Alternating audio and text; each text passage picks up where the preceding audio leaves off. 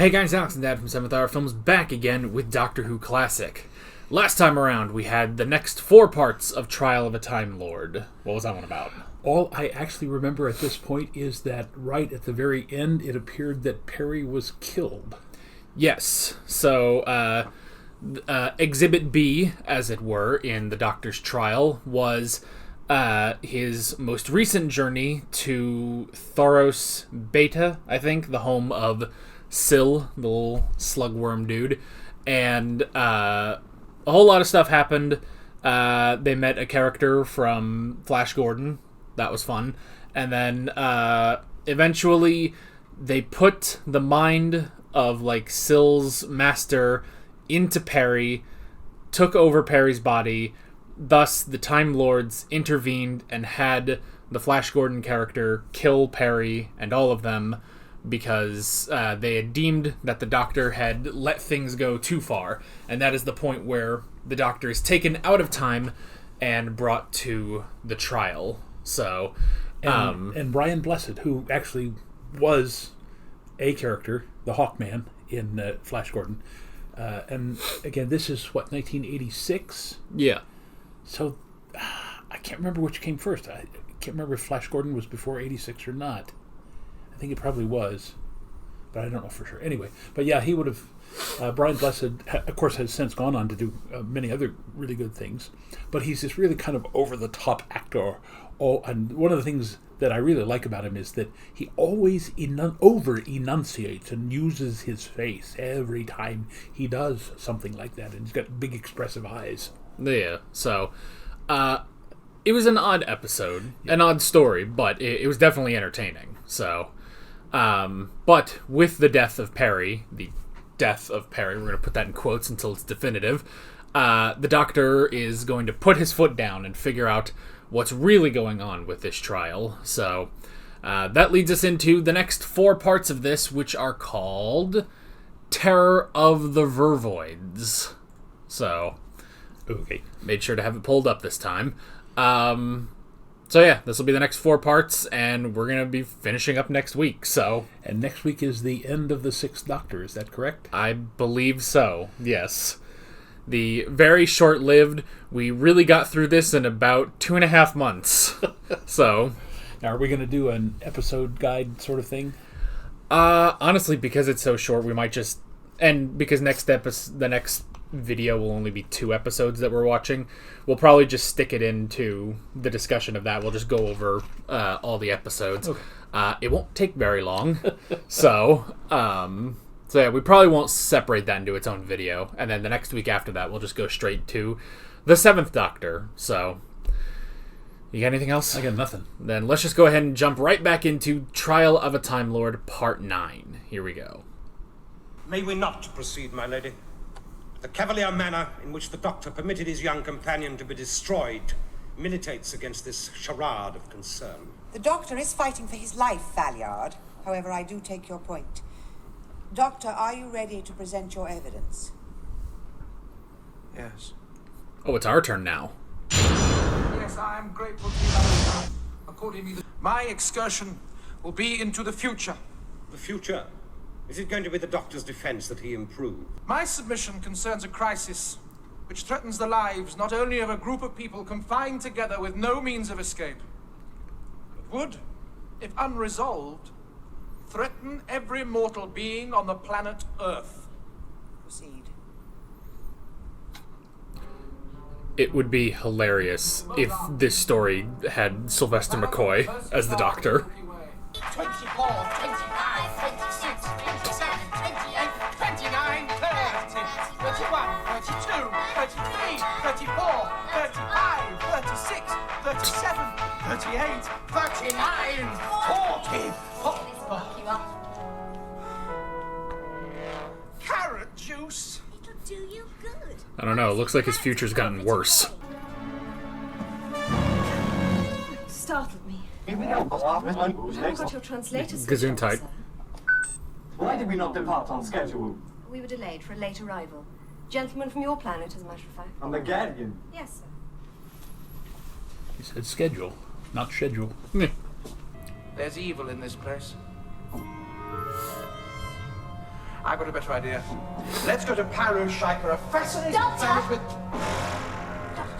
So much for your enthusiasm. Let me do the talking. Now listen, my man, I can explain. Shut up, move. Now, where was this doctor when Perry needed him? Now, that leaves only one objective your assailant could have had. To send a message. I was trying not to state the obvious, Mr. Rudge. Well, that'll do. Report to the medic before returning to duty. Yes, it is. Captain Tonka Travers. Commodore, Oh. of all the places in this infinite universe, you have to turn up on my ship. Meh. Commodore. My communications officer is attacked and then you appear. And a fat lot of thanks we've got for our pains. If I seem to lack gratitude, young woman, Melanie, known as Mel. it is because on the previous occasion that the doctor's path crossed mine, I found myself involved in a web of mayhem and intrigue. That does tend to happen.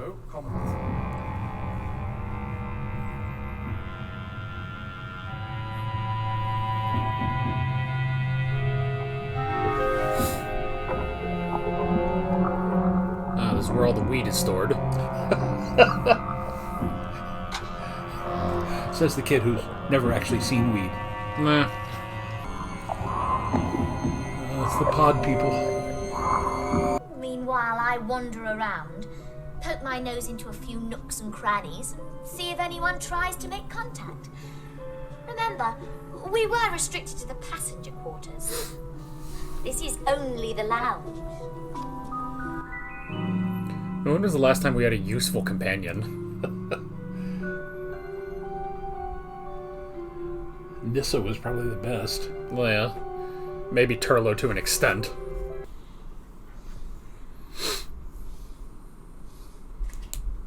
Those are not easy to do.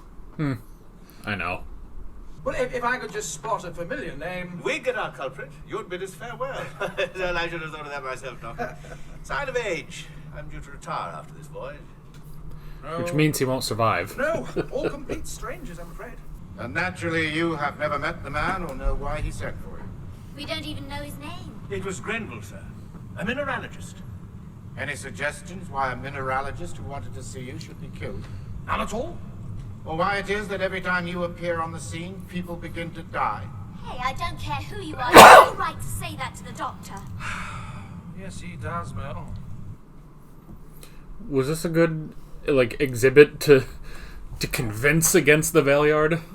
My dear Melanie, if you wish to pursue this completely arbitrary course, pray hurry along to the hydroponics center and leave me to my static and solitary peregrinations.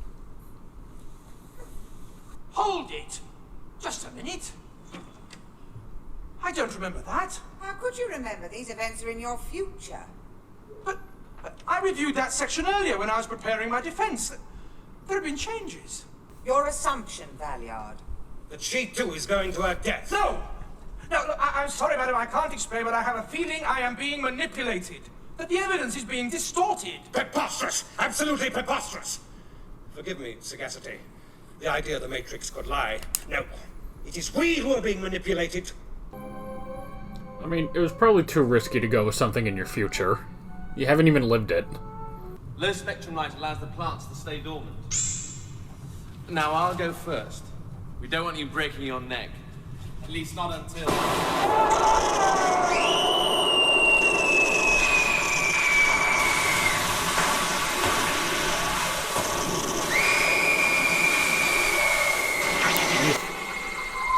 They're alive.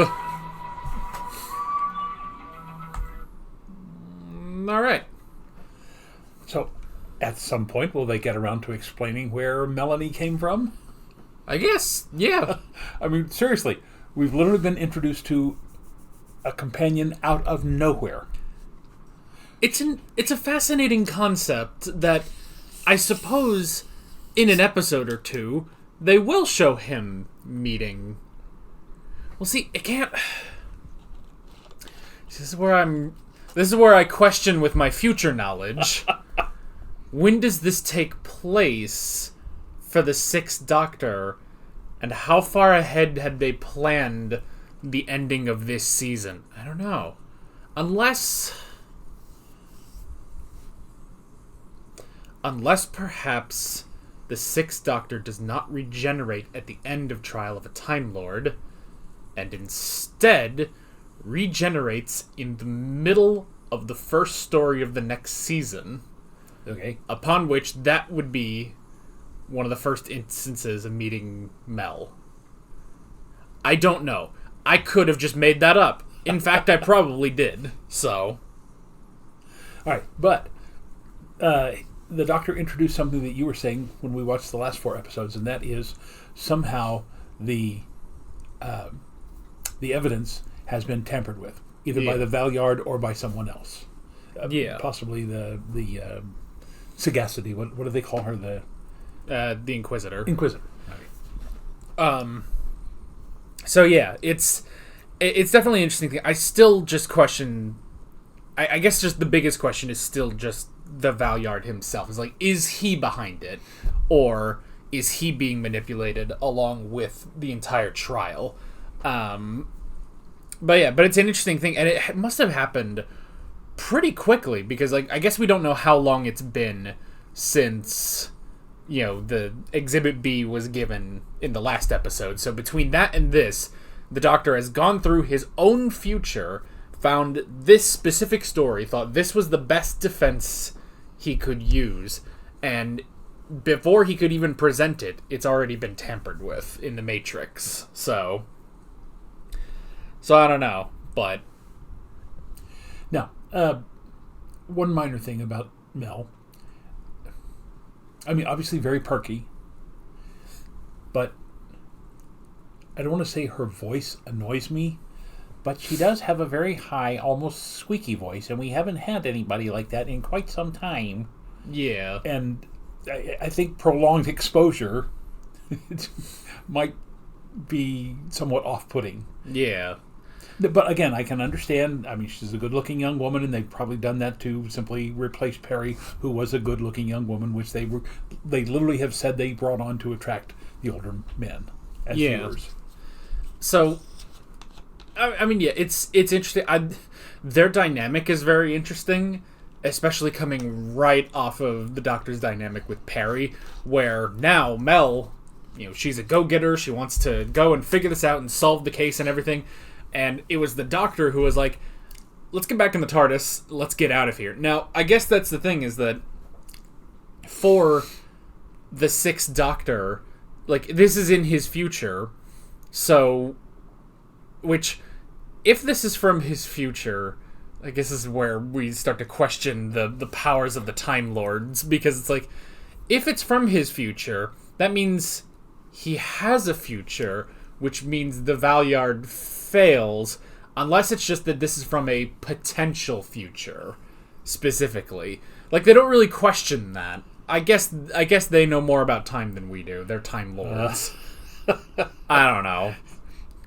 I think the duo who wrote this were probably in the conservatory there where the pods were, and were probably smoking some of that weed. Yeah. So, but still, the dynamic is very interesting, and the fact that it's very different from the Doctor and Perry, where Perry always wanted to leave, and the Doctor kept going. And now I just kind of look at this like, man, just poor Perry. She just missed out, apparently.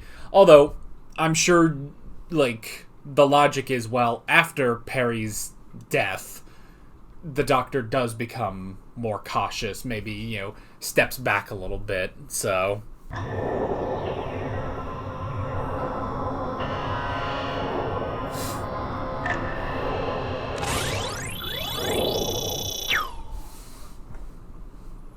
Another death, Doctor. Oh, this is awkward. But for the caprice of chance, the victim would have been your companion, Mel.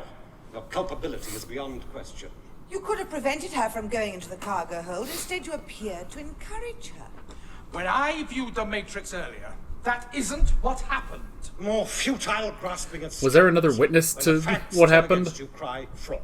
Why aren't you wearing a pulsometer? The heart should be monitored while exercising. Which heart would you suggest, madam? Unfortunately, that doesn't register a double pulse. A double pulse? What are you, a comedian? No, more a sort of clown. That looks like Honor Blackman. Would you care to hear my rendering of On with the Motley? What is it, man? Don't stand there hovering. You sent for him. I did. Oh, yes, not to worry. But I do worry, especially when serious allegations are made. You accuse the doctor of being a thief. Oh, that? A mistake. The fellow may be a fool, but he's not a criminal. Is that just Galaga? Looks like it. That is absolutely Galaga.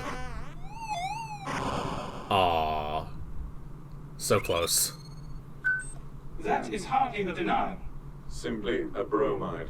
You sought reassurance, I have given it. I have visited your planet. It's very rich in natural resources. Which will soon be exhausted if these Earthlings are not restrained. They are going through the universe like a plague of interplanetary locusts. Are we Yeah, to be subjected that sounds to like a us. dissertation on interplanetary politics now, sagacity? Is that all you think it was? One of the occupants of that lounge is about to die. Another murder? Yes. And if you had been watching, you would know who was the intended victim. Gentlemen, is this case to be resolved with a battle of words or to be conducted via the Matrix? I mean, what is a trial if not a battle of words?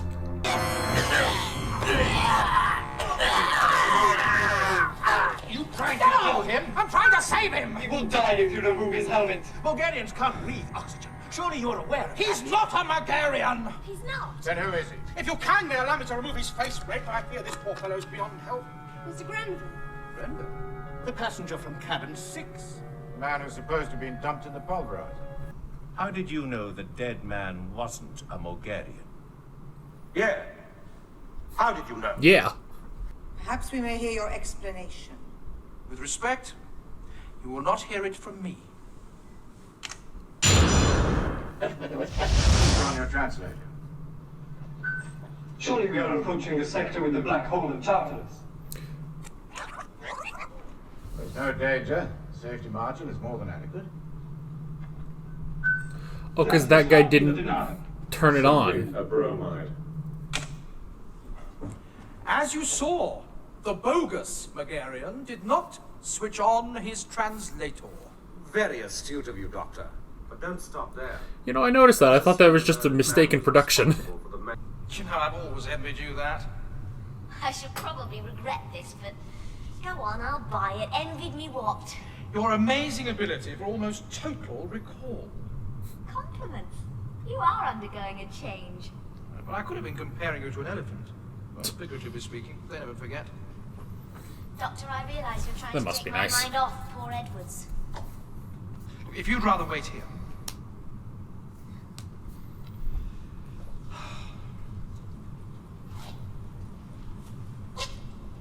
What have you got there? A leaf from Hallett's pocket. No seeds and stems? What's a traumatologist been doing in an isolation room wearing a surgical mask? Well, seeing as there's only one way to find out, you've got two problems. Two? Apart from getting rid of the guard, you're going to need a mask. And you can hardly ask the professor to lend you hers. He's got a scarf thing. Just put that on. Quickly! The lounge! There are passengers trapped! On the double, man! There are lives at stake! Alright, that's one. And that's two. Good job.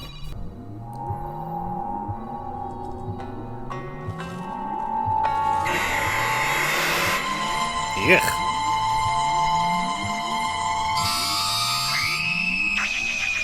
Mel screaming again. Let the credits play through. I want to check the doctor.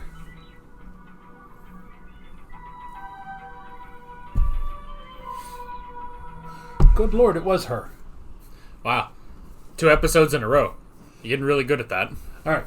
So, Honor Blackman, I think, first time I saw her, was in a television program in England called The Avengers. Not the Marvel Comics, obviously. Right.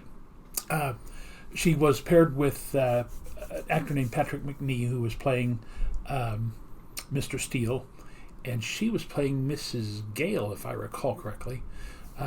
Basically, retired spies, or maybe still spies, that went around, helping people. But then she got very famous. She was in one of the very first James Bond films, in Goldfinger. And I seriously have not really seen much of her since then. So, that was back in the early 60s, and this is the mid 80s. So, it did take me a while to recognize her. But she's a wonderful actress. All right. Well, this is an interesting Agatha Christie in space episode, honestly. I say that specifically and hope that everyone who was around, this is years ago now, but around during when I was watching the David Tennant era now know that it's okay. I know who Agatha Christie is now. Let's all put that to bed. So, anywho. And by the way, my theater is producing The Mousetrap in April and May. I still haven't read any Agatha Christie or watched any movies, but I at least know. So, yes. I know that they released, I think like back in September, they released a graphic novel of Murder on the Orient Express, and I thought about getting that because I'm terrible at reading, but comics and manga and stuff that I can do. Anywho, but yeah, it's still just a very interesting episode there. I do like I didn't even think about the fact that, you know, the one that doesn't turn on the translator is clearly not a Mogarian. I didn't think of that. I just thought it's Doctor Who. They screw up stuff all the time, and we just kind of ignore it, you know. And again, the old man who just got darted by the plant. Yeah, he seems to. I think he's done some Doctor Who before. He looks very familiar as well. Yeah. So, I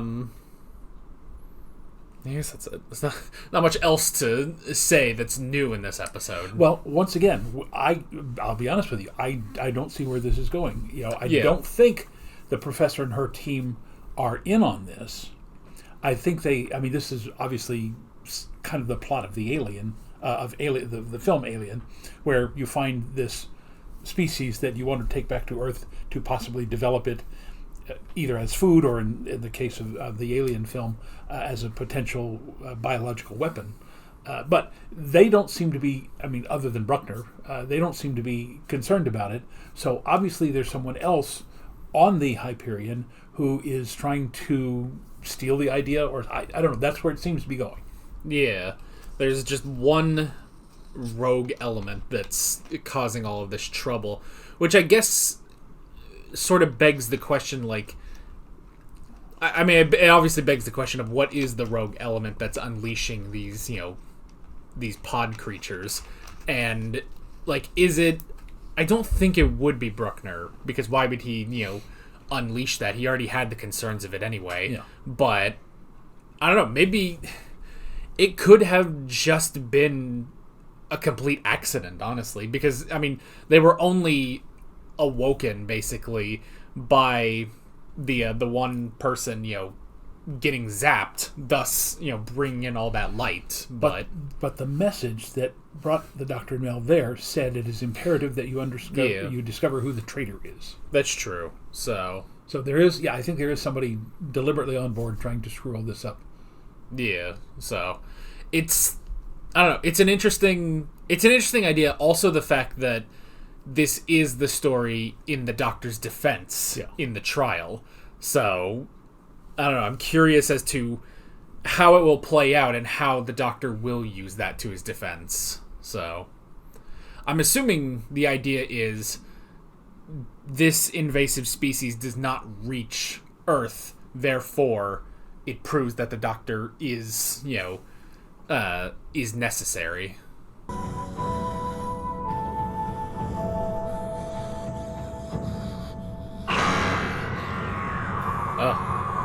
The buttheads.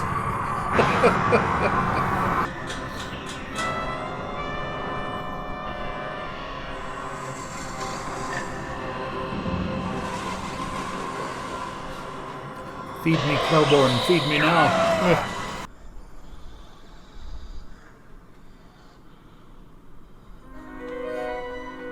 John McCain. I think you mean McLean. McLean. That would be funny, though.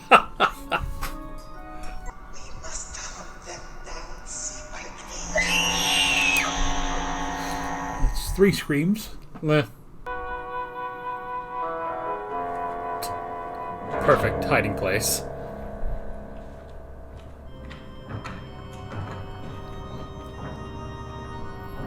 Oh no, it actually is the perfect hiding place. Shut down all the trash compactors on level 6. Don't throw the towel in, no. Oh. Why do they burn all the towels? Like, get a washing machine.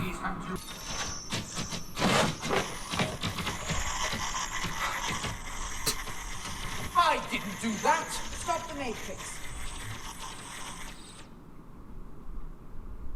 Are we to be subjected to more chicaneries again? Oh, it is a chicanery. It was. Are we to be subjected to This chicanery?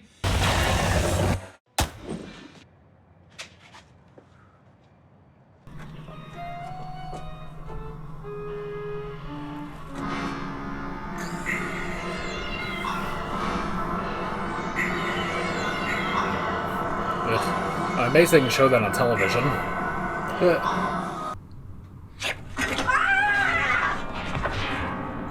Oof. Now there are 2 murderers.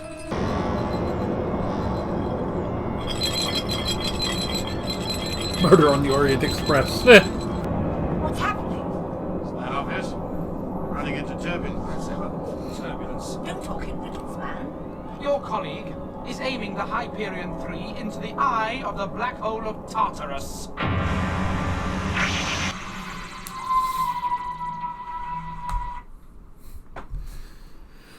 Well, maybe the Valeyard's work will be done anyway. It's hard to talk of the logistics of this, of like, well, it's in his future, but he might die, but he might not die, but is he going to reach this future? And we'll just get past all of that.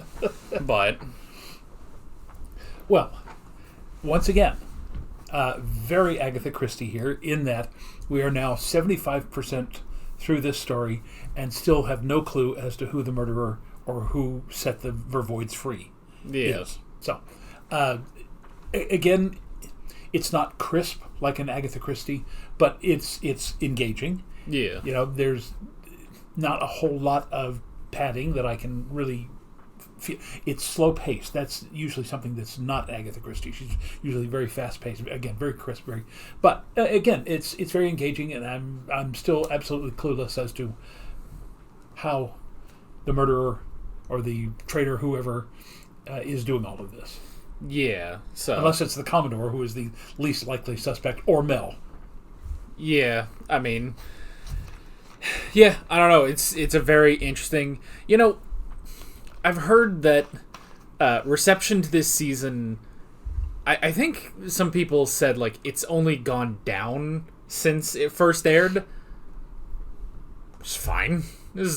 I'm perfectly enjoying this season, so unless it craps the bed in the last, 2 episodes, but I don't know. But what a descriptive phrase. Well, yeah, but I mean, it's so far, like, I'm very much enjoying this season, and I mean, in the same way that 75% of the way through this, we don't know who the murderer is. About the same length through the entire season, we don't know what's going on with this trial, who's rigging the trial, and is the Valeyard a part of it? Yeah. So. I'm beginning to suspect the Valeyard is not a part of it. Yeah. At least consciously.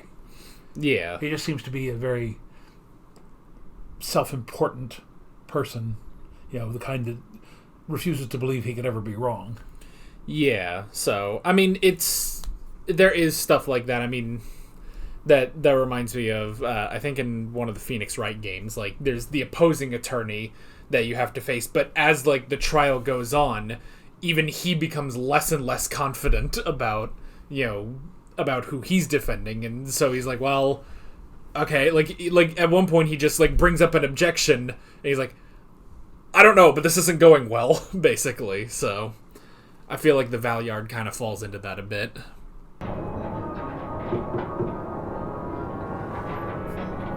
Oh, yeah. The guys who can't breathe oxygen. That's true. They're fine. The Mogarians may not believe in violence, but I don't share their qualms. All my life, someone like you has been patronizing me, treating me with contempt. Well, I'd welcome the opportunity of settling the score. Mr. Rudge, Take the hostages to the passenger lounge. So it's Rudge. I guess. After this voyage, I was being written off as a has-been and put out to grass. So I decided to arrange a more comfortable retirement. If you've any decency left, you'll get this man some medical treatment. There's a first aid kit in the cabinet. Rog, this hijack is just a sideshow. There's a much greater menace. Not my problem, Doctor. Yeah, this is just happening at the same time. What are you doing here? I did not request refreshment. Well, have it anyway.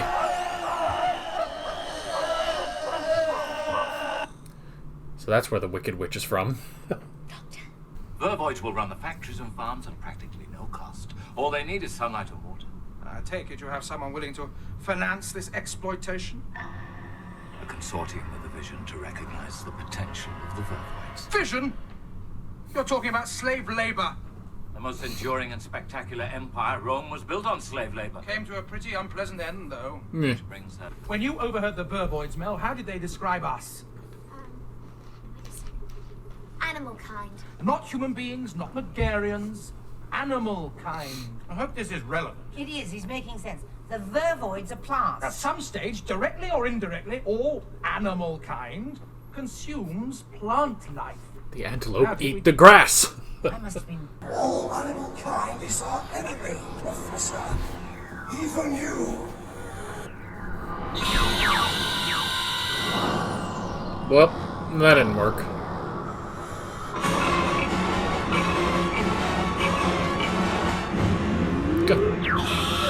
Well, you got one.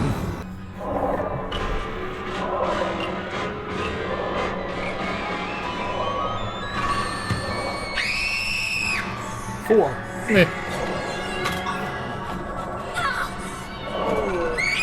Five.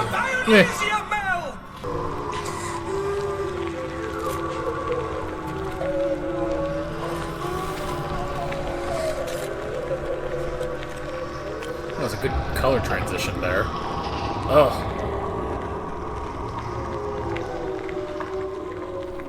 Right. Nobody jump in the leaf pile. Till we meet again. Mel? Yes. Doctor? Don't say that. I owe you my thanks, Doctor, but let's make this the sweet sorrow of a final party. Whether or not the Doctor has proved himself innocent of meddling is no longer the cardinal issue before this court. He has proved himself guilty of a far greater crime. You refer to Article 7 of Gallifreyan law? No, my lady, that cannot apply. Had a single Vervoid reached Earth, the human race would have been eliminated. Article 7 permits no exceptions. The Doctor has destroyed a complete species. The charge must now be genocide. Well, that didn't work. Okay. So 12 out of 14, and we still don't know who we assume is manipulating the trial. I think you said it last time. There's only one person who could be doing this. But he has not shown up. We see no fingerprints anywhere. And he's really good about making his presence known, so I don't know. I mean...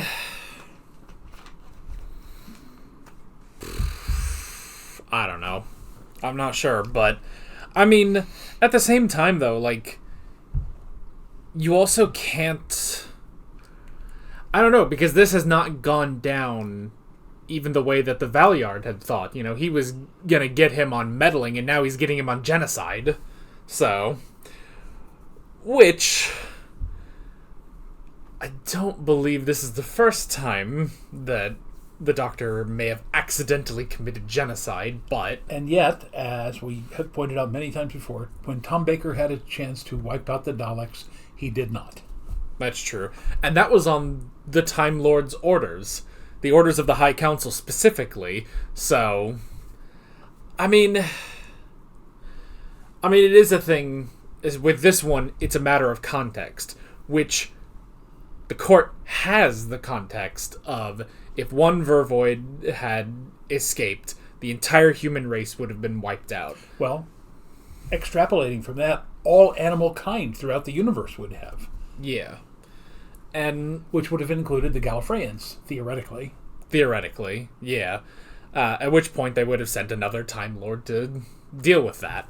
So that's the thing, is that, I mean, I guess that's sort of the whole basis of the trial is, with the question of the Doctor, is what he has done over 23 seasons, is it a bad thing? Or,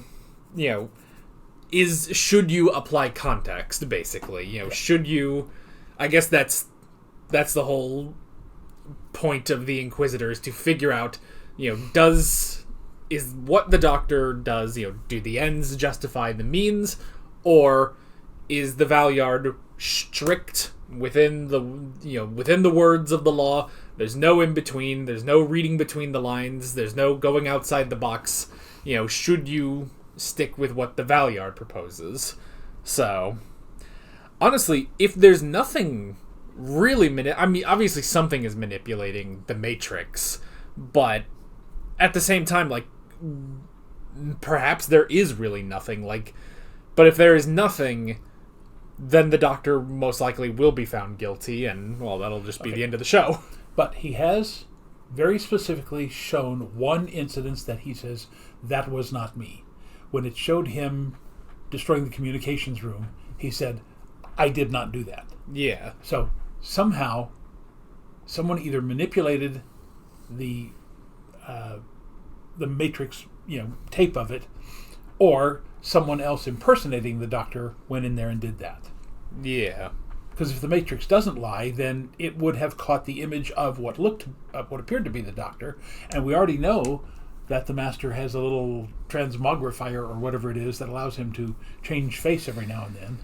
Yeah, I mean, I don't know. See, it does sort of point to, and just the fact that we've watched so many of these episodes, that it's like, yeah, if you want to take a guess, like 5 out of 10, it's a 50-50 chance of new villain versus it's probably the Master. So it's entirely possible. And considering we only have 2 episodes left of this 14-part story, it would be a bit difficult to establish a brand new villain over the Master. So I don't know. We are still left with with the great question going into the final story. So, but other than that, a very good, interesting episode. So, and a fascinating introduction to Mel as a companion. So out of nowhere. Yeah. So he's clearly been traveling with Mel for a while. So it's just that we haven't seen her first story because the Doctor at this point hasn't even met her yet. He went to a story within his own future. So, but just on this episode alone, I like Mel. She's definitely, like, when you compare her to her immediate predecessors, which are Perry and Tegan, she's way better than both of them. Yeah. So, I like her. The voice is a little much, but it's not terrible. But just having her, being this, this go-getter, trying to solve all of this is really, really interesting. So, and since he is occasionally absent-minded, it's good that she has a decent memory.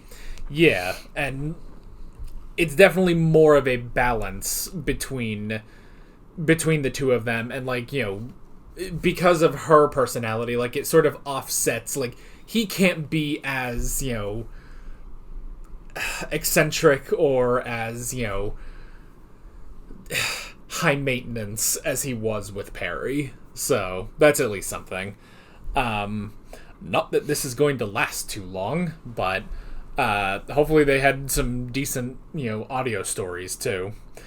I don't know. The only audio story we've ever heard of this guy, he was with a talking New Jersey penguin, so that was a weird one. And was that actually Colin Baker doing the voice of the Doctor on that? Yes. Okay. So, so we had that. I thought there would be more with the assistant who had been like, where like it's growing onto her. Like that didn't really like amount to anything. It's just that they're kind of a red herring. Now, again, Agatha Christie is known for that. Yeah. Of putting in a huge number of red herrings. But I mean, like, I guess it's the thing of like, it was just sort of a bad situation of like they were taking her back to Earth because there were better facilities there to treat her. And also they were taking the pods back. Now they didn't... I guess they probably needed the pods to study the Vervoids to help her specifically. Because otherwise, the only person who had a reason to bring the pods back was Dolan, because he was going to use them for slave labor. But I don't know. It seems like if you... I guess it has to be that, because otherwise why would you bring such dangerous pods back to Earth specifically? So, well, I mean, that goes back to when we saw Oppenheimer earlier this summer. You have the opportunity to develop a weapon. Now, although he was saying they were going to use them as slave labor, let's face it, it's like in the film Alien, that was to be a new weapon. It's like the Borg, or whatever that thing that the Borg were frightened of, the species 7459, whatever it was. Yeah. But, you never know what the consequences are. Like when Oppenheimer says to the general, there's a 99.9% chance that this won't destroy the universe. The general says, "What, you mean there is a chance?" He goes, "Well, I'd like it to be zero, but we don't know. We could open a black hole and swallow this corner of the universe." It's like, then why are we proceeding with this particular bomb if it has the opportunity, has the possibility that it can do that? Because if they don't, someone else is. Yes. And do you leave it in the hands of Germany with that very, very low chance of destroying the Earth. So, but yeah, I guess for this, it's like, I guess they were just taking the pods back, back to Earth where they could study them at length. And it was only Dolan who was specifically, he had a specific goal in mind with the Vervoids. So, and then none of them, not one of the three scientists understood that these plant kinds were, with the understanding that it was a community knowledge, it was a species knowledge that all animal kind at some point relies on plant life to live, and so it becomes their mission, their purpose for their existence, to destroy animal kind, because the plants can theoretically simply exist on sunlight and water, and minerals. Yeah. So they don't actually need the animals. Yeah. So, I guess the closest was Bruckner, because he was starting to realize that about them, which is why he tried to. He was trying to destroy all of them. So. And so Dolan was specifically the murderer, and he also killed the Mogarians that were there. But also, it's basically like three different things we had. So we had Dolan, who was the murderer, but we had the Vervoids who were taking all the people, and then on top of that we had Rudge, who created his own hijack at the same time with the Mogarians. So, which honestly, like, at first I wasn't even really sure that that's what was happening, because when the Mogarians were taking over, I was like, you kind of might want to let them. Like, this hasn't really gone very well under the Commodore's command, basically. But then they go with the whole thing that Rudge planned this so that he would have a cushier retirement, basically. So that was interesting, at least.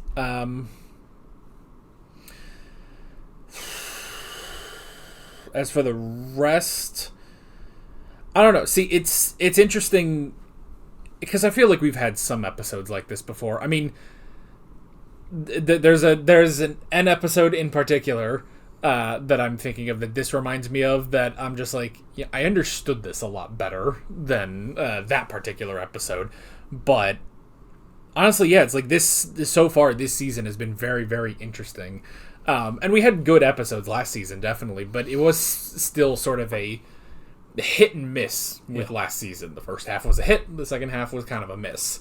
But with this one, it's just very interesting, and even still, like, going into this one, or getting to the end of this one, you're just like, so what will happen? How does the trial conclude? Now that the Valeyard has, like, the most serious charge against the Doctor. At which he has admitted to. He basically said, if I hadn't done this, you could have threatened all animal life in the universe. Yeah, so I guess now it's just up to the court to decide, should they take into account the context that the Doctor has given, that, yes, they would have destroyed all life on Earth and probably spread even further than that, or do you take it simply at, Article 7 of Gallifreyan law, that the Doctor has committed genocide, end of. So that's pretty much where we're going for the last one. Other than that, I guess that's pretty much that. You got anything else? I got nothing. Sometimes I think we don't talk enough in these discussions, but granted, these episodes get to around 50 minutes, so we're probably taking up enough of people's time anyway. So, all right. Last, we got 2 more parts, which are called The Ultimate Foe. So, I guess that's where we will leave off with the last two parts of Trial of a Time Lord. This is minor, and I'm sure that the people watching can't see this, but in your list there, you'll notice that episode 13 is kind of closed up on the Doctor's face, whereas episode 14 is pulled back. You can see all of his hair in 14. You can only basically see the top of his forehead in 13. Well, it's an interesting thing of, and nobody cares about this, but we're going to talk about it anyway. But it's an interesting thing of clearly, like, it's all the same image. It's just that for all the other episodes, it's sort of zoomed in. Like, it's clearly a 4:3 image that Amazon has, cropped in to be the, I don't know if that's quite 16:9 ratio on that, but it's only on part 14 that for some reason they just don't do that. So they just kind of blur. And I've done that effect before of, like, you have the image, which is in a box, and then you put the same image behind it in the video, and then you stretch the second image behind so it's further, and then you just blur that out, which gives it that effect. But I don't know why on that particular episode it's like that. I did notice on a couple of other of the thumbnails this season, but that it now really shows up because the 3 above it are all close-ups, and then the 4th one, the bottom one, is pulled back. Yeah. Sorry. So for more talk on the technical aspect of Amazon BritBox, join us next time on Doctor Who. I also noticed that the last part is 30 minutes long. That's an extra 5 minutes on it. Ooh, so, anywho, with that being said, we're Alex and Dad from 7th Hour Films, and we will see you guys next time.